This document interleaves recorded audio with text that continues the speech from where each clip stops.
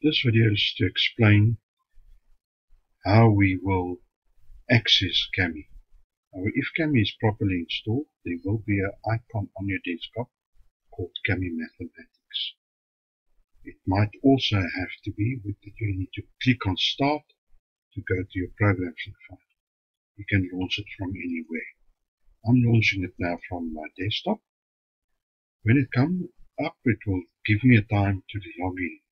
Logging in requires that I need to think about my name and so on. I set it up for you that if you look at your name, Harold Poseidon, you took the first letter of your name, the first 3 letters of your surname, and that becomes your login name.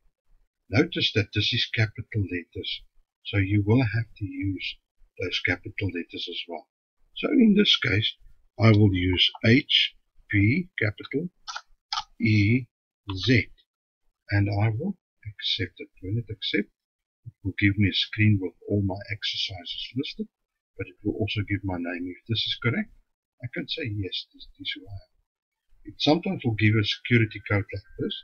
In this case, because it's warning me in advance that this is going to expire, then I need a new trigger code. But because this is still legal, I can continue and say more.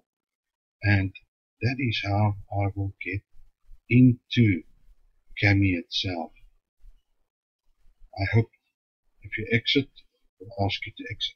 I hope that this assisted you. Thank you.